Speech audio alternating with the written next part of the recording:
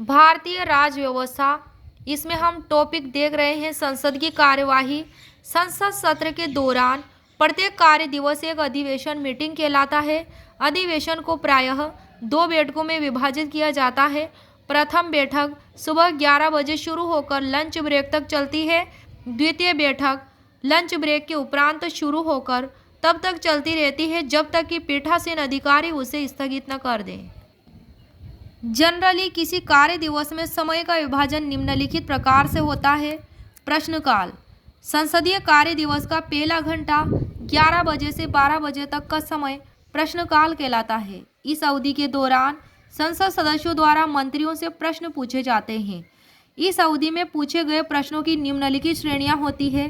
तारांकित प्रश्न, स्टार्ड क्वेश्चन, ऐसे प्रश्नों का उत्तर मंत्री द्वारा मौखिक रूप में दिया जाता है और इन प्रश्नों पर अनुपूरक प्रश्न, सप्लीमेंट्री क्वेश्चंस पूछे जाने की अनुमति होती है। अतारांकित प्रश्न, अनस्टार्ड क्वेश्चंस, ऐसे प्रश्नों का उत्तर मंत्री द्वारा लिखित रूप में दिया जाता है। अनस्टार्ड क्वेश्चंस का उत्तर, इन प्रश्नों का अनुपूरक प्रश्न पूछने का अवसर नहीं मिलता है। कौन से प्रश्नों का? अनस्टार्ड क्वेश्चन जो अतारांकित है उनमें ये लिखित रूप में इनका उत्तर मंत्रियों द्वारा दिया जाता है और इनमें सप्लीमेंट्री क्वेश्चन पूछने का अवसर नहीं मिलता है।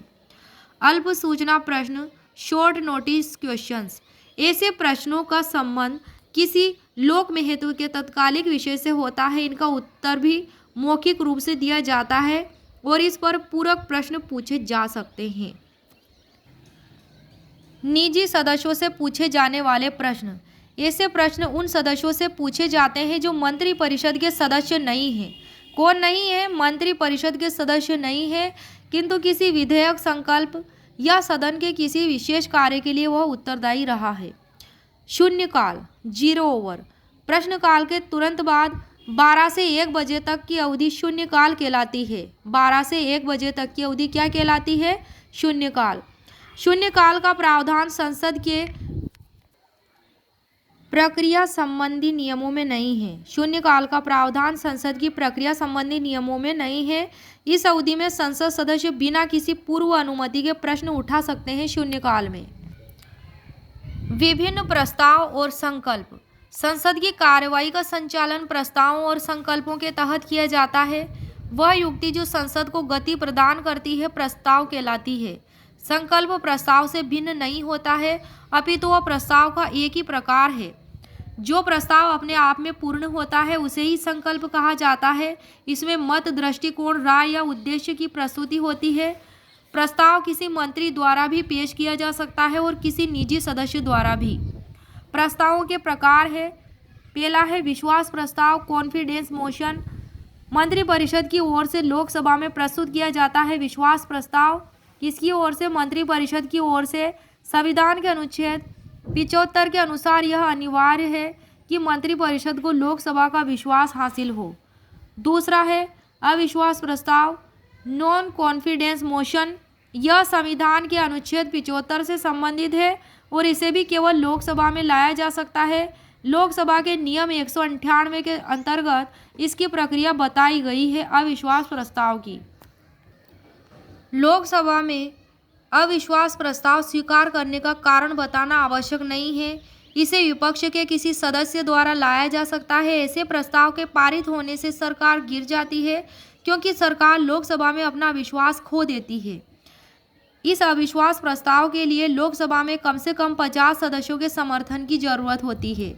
निंदा प्रस्ताव, सेंसर मोशन, यह प्रस्ताव भी केवल लोकसभा में लाया जा सकता है। निंदा प्रस्ताव भी लोकसभा में लाया जा सकता है। लोकसभा में इसे स्वीकार करने का कारण बताना अनिवार्य है। यह भी विपक्ष के किसी सदस्य द्वारा पेश किया जाता है। यह प्रस्ताव किसी मंत्री या मंत्रियों के समूह या संपूर्ण मंत्रिपरिषद के विरुद्ध लाया जाता है जिससे उसकी नीतियों के प्रति असहमति व्यक्त की जा सके। प्रस्ताव यदि लोकसभा में पारित हो गया हो तो मंत्रिपरिषद के ऊपर दबाव बढ़ जाता है कि वह अब लोकसभा में बहुमत सिद्ध करे। तो बहुमत सिद्ध करने का उत्तरदायित्व लोकसभा का होता है। विशेषाधिकार प्रस्ताव, प्रिविलेज मोशन, सदन के किसी भी सदस्य द्वारा ऐसे प्रस्ताव को पेश किया जा सकता है किसी मंत्री द्वारा संसद सदस्यों के विशेषाधिकार के उल्लंघन की स्थिति में यह प्रस्ताव लाया जाता है। कौन सा प्रस्ताव लाया जाता है? विशेषाधिकार प्रस्ताव लाया जाता है संसद सदस्यों के विशेषाधिकार की स्थिति में,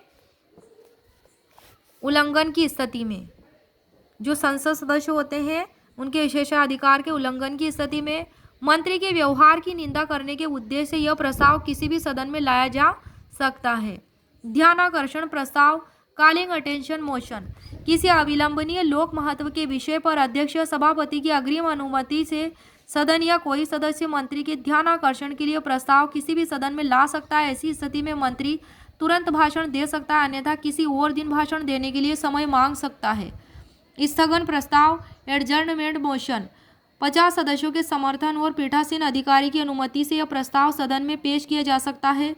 सदन का कोई भी सदस्य इस प्रस्ताव को पेश कर सकता है। किसी अविलंबनीय लोक महत्व के मामले पर सदन की नियमित कार्यवाही को स्थगित कराना इस प्रस्ताव का उद्देश्य होता है। लोक महत्व के विषय पर चर्चा हो सके ताकि और प्रस्ताव यदि सदन में पारित हो गया हो तो नियमित कार्यवाही रोक दी जाती है और उठाए गए मामलों पर चर्चा होती है।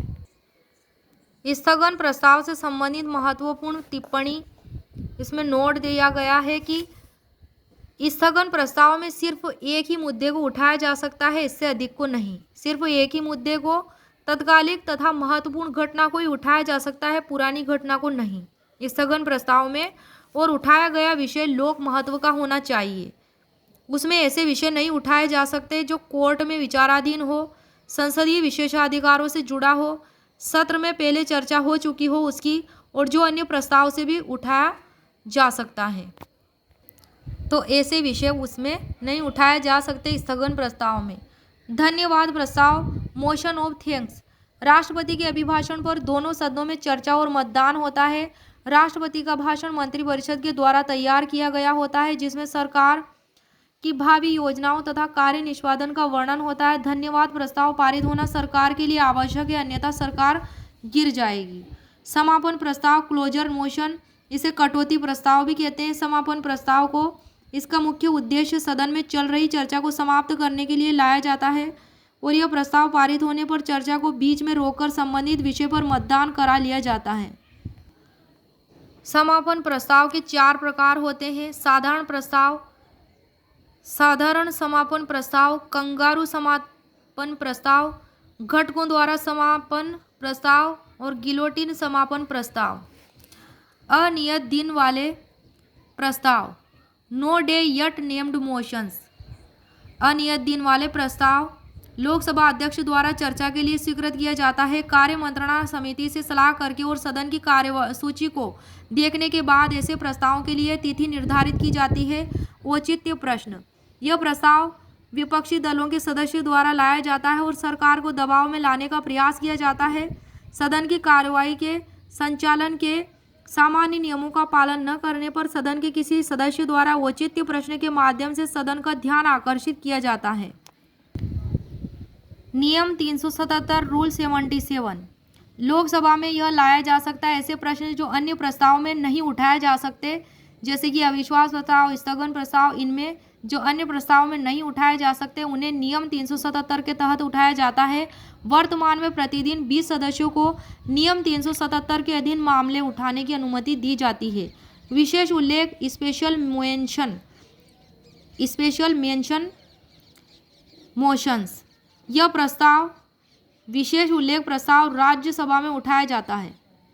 जैसे नियम 377 लोकसभा में उठाया जा सकता है, तो इसी तरह से विशेष उल्लेख प्रस्ताव जो है राज्यसभा में उठाया जा सकता है। लोकसभा में उठाए जा रहे रूल 377 के समान ही यह है। कौन सा? विशेष उल्लेख प्रस्ताव।